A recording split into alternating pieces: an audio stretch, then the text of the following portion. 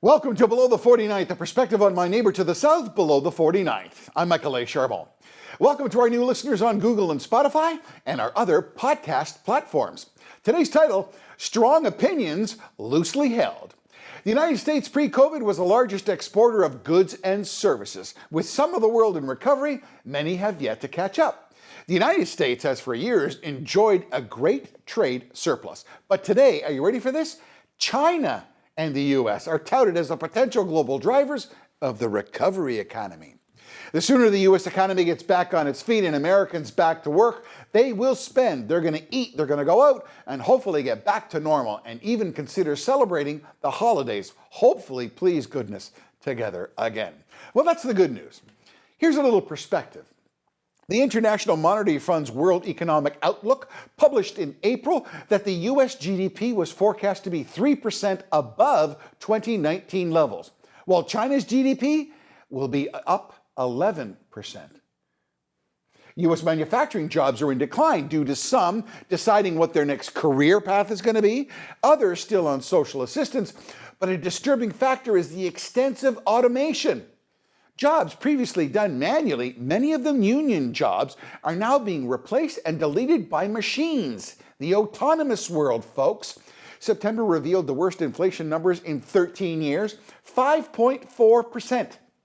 Inflation as seen as a tax on every American. The U.S. Bureau of Labor released alarming September figures that 4.3 million Americans quit their job in September. They quit. This is the sixth consecutive month of skyrocketing quitting rates. The unemployment rate sits at 4.8%, with some 7.7 million Americans currently out of work, 5 million of which still state that they're unable to work because of COVID or their employer has closed. The Social Security Administration states inflation is the reason why 70 million Americans receiving Social Security benefits will see a 6% increase in payment next year, the highest increase, ready for this, in 4 decades. U.S. wages were reported up 4.6%, but those gains are evaporated by the horrific rise in prices of meat and poultry, fish, eggs, and vegetables.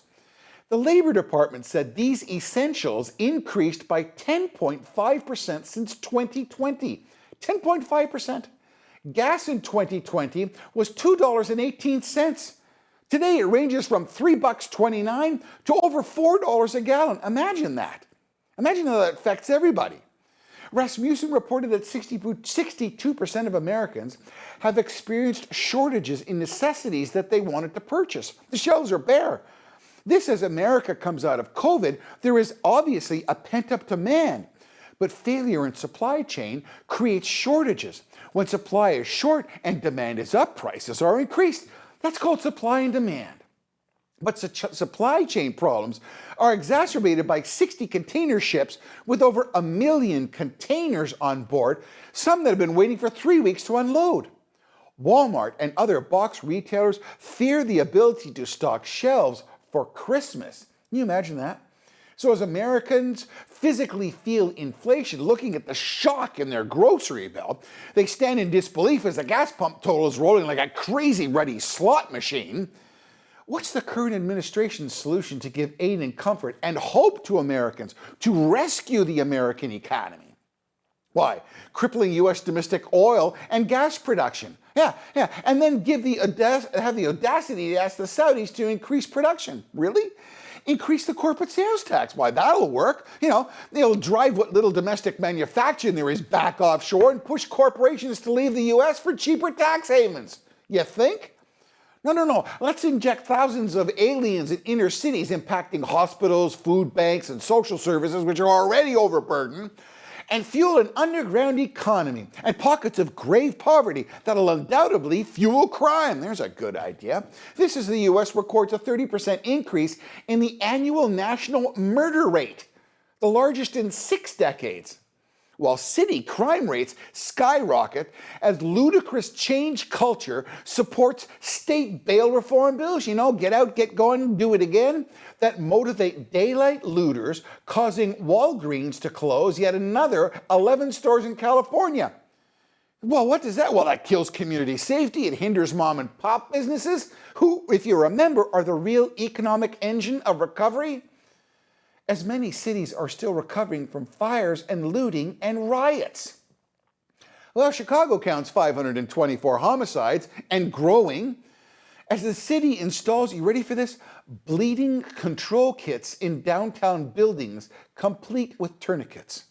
I mean, that's a signal of a war.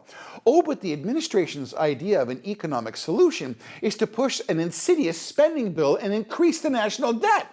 Yeah, the current administration wants to borrow another $3.4 trillion more. And that's just for starters. But that'll solve it all. To borrow a phrase, come on, man. This administration has done nothing but make inflation worse. They've embarrassed the nation in Afghanistan while insulting veterans, Gold Star families, and those living with crippling injuries, who served their country. They have alienated police by promoting racial divide. They've created a dangerous and embarrassing open border policy, imposing vaccine mandates unilaterally to everybody that will create mass firings, layoffs, and elimination of essential services. Do you think? Well, from a fake White House TV set that can accommodate a teleprompter out of public sight, a frail leader of the free world assures Americans, we have a plan. Then immediately turns his back to the press and walks away as a frustrated America has questions to ask in vain? When I look at this situation, it's like a soap opera in sweep weeks. It's the disaster show featuring a giggling VP who's absent from the border and produced an embarrassing promotional video. Did you see that thing? It was terrible.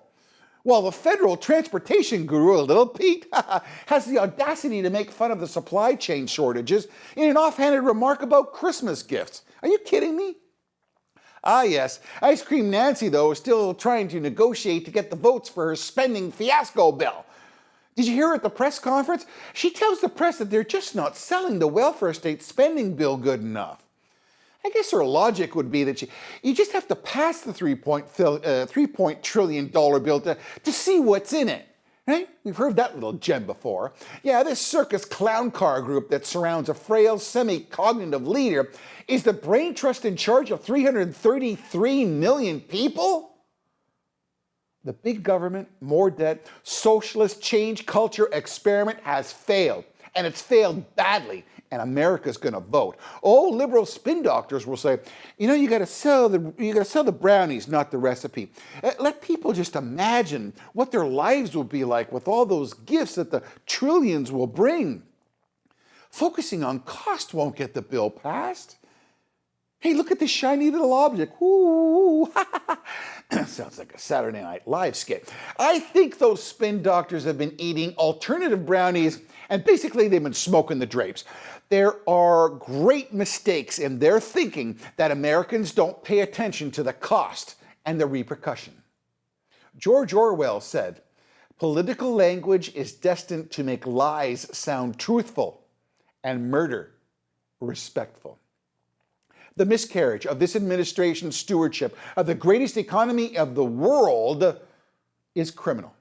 Well, as a political commentator focused on my neighbor to the south below the 49th, I will continue to maintain strong opinions, loosely held. Sure. Finally, please click and share. And if you do so, kindly subscribe. For those listening to the audio version, remember to subscribe on Spotify and Google Podcasts or wherever you get your podcast. If you leave a comment, I try to answer. And I thank you for those considerations. And until next time, God bless and stay safe.